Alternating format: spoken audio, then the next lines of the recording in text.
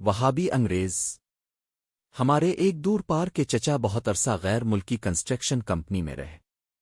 طبیعت میں بزلہ سنجی کوٹ کوٹ کر بھری تھی۔ ایک بار فرمانے لگے کہ 1979 میں ہم مظفر گڑھ کے قریب کسی پروجیکٹ پر کام کر رہی تھے۔ ہمارا انچارج ایک انگریز تھا جو قدرے سخت مزاج واقع ہوا تھا۔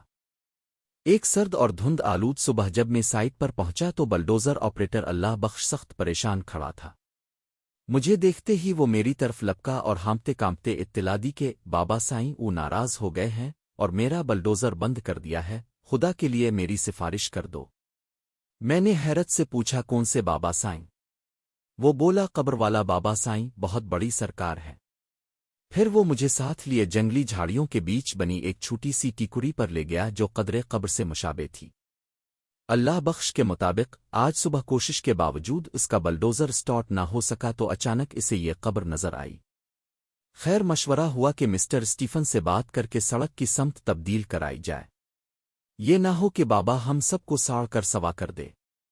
وہ بولا سائیں تم خود بات کرو، ہماری تو نہ بابا سائیں سننے کو تیار ہے نہ ہی اسٹیفن سائیں۔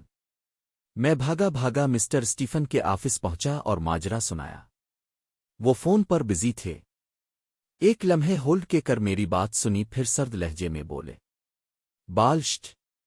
میں سنی کر کے کھڑا رہا۔ اس کے بعد مسٹر اسٹیفن فون پر بزی ہو گئے اور میں استغفار پڑھتا ہوا واپس ہو لیا۔ واپس سائٹ پر آ کر میں نے ٹیکری والی سرکار کو سجدہ کیا، پاؤں چومے اور وعدہ کیا کہ ایک بار بلڈوزر سٹارٹ کرنے دو، ہم ریورس کر لیں گے اور دوبارہ ادھر کا رخ بھی نہ کریں گے۔ اس کے بعد میں نے خود بلڈوزر سٹارٹ کرنے کی بہت کوشش کی، لیکن سائیں بہت تگڑا تھا اور بلڈوزر بہت کمزور۔ چنانچہ ایک بار پھر جوتے چٹختا مسٹر اسٹیفن کے سامنے جا کھڑا ہوا۔ سر واہ بابا، میں نے بمشکل کہا۔ انہوں نے غصے سے فون کریڈل پر پٹخا گودام سے ایک پرانا کپڑا، لکڑی کا ڈنڈا اور پیوڑا لیا اور زیر لب انگریزی میں کچھ بڑبڑاتے ہوئے میرے ساتھ سائٹ کی طرف چل پڑے۔ میں ڈرا کہ تو آپریٹر اللہ بخش کی خیر نہیں یا بلڈوزر کو آگ لگانے کا ارادہ ہے۔ بلڈوزر کے پاس آ کر انہوں نے کپڑا ڈنڈے کے ساتھ باندھ کر ٹینکی سے تھوڑا ڈیزل نکالا اور مشل جلا کر بلڈوزر کا انجن گرمانے لگے۔ اس کے بعد چابی لے کر بلڈوزر پر چڑھے اور پہلی ہی اگنیشن میں سٹارٹ کر دیا۔ میں اور اللہ بخش ایک دوسرے کی طرف حیرت اور شرمندگی سے دیکھنے لگے۔ اس کے بعد صاحب نے چابی اللہ بخش کی طرف پھینکی، پھر بیلچا لے کر قبر کی اینٹ سے اینٹ بجانے لگے۔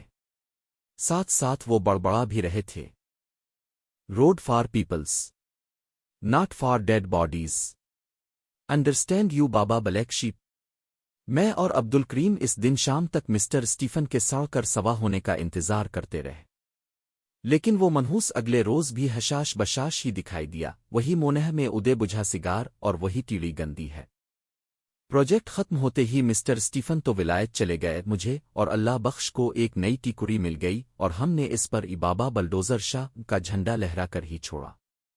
ایک روز اللہ بخش بولا مکسائیں، سمجھ نہیں آتی کہ بابا نے اسٹیفن گستاخ کو ساڑ کر سوا کیوں نہیں کیا تھا۔ میں نے ایک ٹھنڈی سانس لے کر کہا اللہ بخش، بابے صرف انہی کو ساڑ کر سوا کرتے ہیں جو انہیں مانتے ہوں۔ اسٹیفن تو وہابی انگریز تھا اور وہابی تو بابوہے کو مانتے ہی نہیں۔